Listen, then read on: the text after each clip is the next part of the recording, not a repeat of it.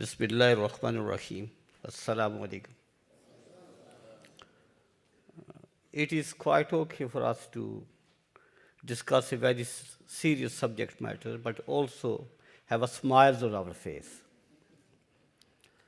One of the lost legacy of Muslims is that we have actually forgotten how to smile. One of the most important characteristics of a Muslim personality is that you go around even in the adversity feeling confidence and big smile and warm heart and welcoming. So when I look at you, please smile. The second thing is that when I walked into this conference hall, I was delighted to see a rostrum because I was told that this is going to be a TED-style talk, which means that I had to walk up and down the stage. Now, I am a young 62 years old, and walking is very difficult for me. That you don't see my knees shaking, and B. And the third is the confession is that it is after 17 years that actually have come back to speak in public. Some 17 years ago, I actually stopped speaking and addressing public arenas and conferences. And I decided what I needed to do is not talk, but walk the talk. And I've spent 17 years actually doing what I used to preach.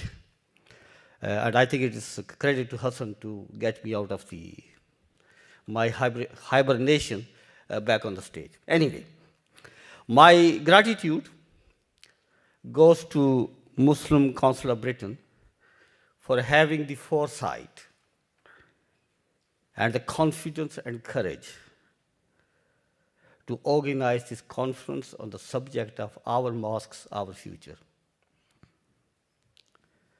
Mosque institution is one of the most sacred institutions of our community. And it is absolutely right that we look at this institution and we ask whether it is fit for the purpose. Does our masajid have a capacity to respond, relate to, and help us to meet challenges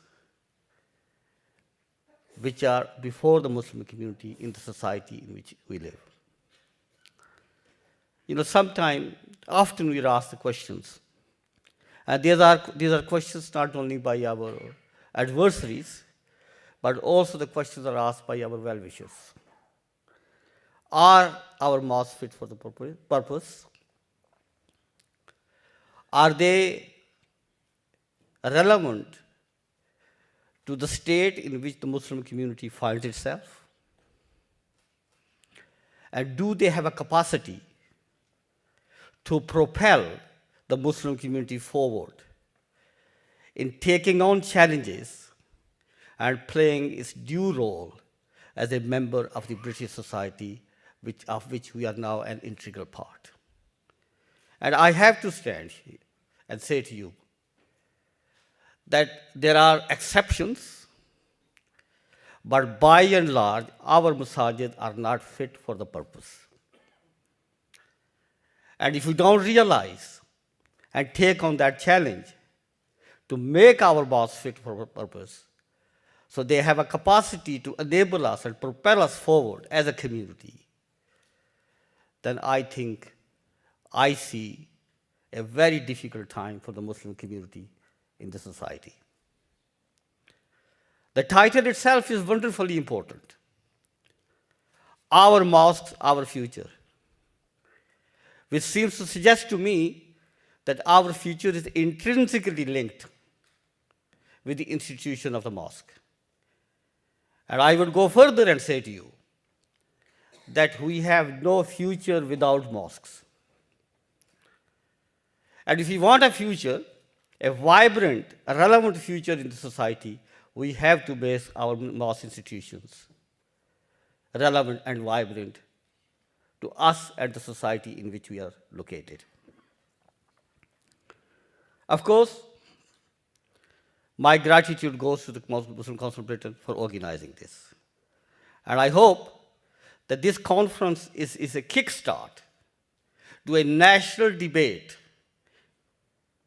national discussions, national sharing of ideas and thoughts. And in the process of that debate, we will find answers to some of the questions that I have actually posed, because it's important that we find that. There is no escaping the fact that we as a community have to find answers if we want to give a new life, a lease of life, to one of the most sacred institutions of our community. We cannot allow our mosque to become defunct. And that is that.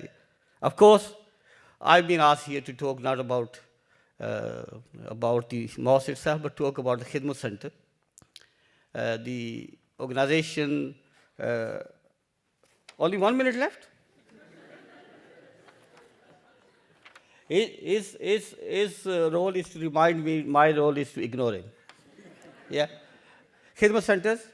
Khidmat centers are 2 community centers which were established in 2004 by Bradford Council for Mosques, which itself was established in 1981. The Bradford Council for Mosques has 2 delivery arms. One of them is Khidmat centers. The other one is bereavement services. Alhamdulillah, our bereavement services in Bradford is a role model for other communities to look at and learn from. Khidmat centers themselves offer a range of facilities and services. Disability, we provide a daycare for disability, people with learning disability. We provide daycare for people, our elders. We have a youth engagement program. We run multiple of education programs, health education programs. We do research. We do a whole range of advocacy work in different areas. Our role model is very different, simple. Our practice is very simple. Alhamdulillah, our current turnover in the Khidmat Center is almost 350,000, of which 80% is self-generated. 80%, only 20% is reliant on the grants. Very simply, we took a decision some years ago that we don't necessarily just want to talk about our needs and concerns, but also want to provide practical solutions from which we can learn from and others can learn from. One of the things I need to say to you, please come to Bradford, visit our centers. There's much that we can offer, and there's something that you may offer us as well.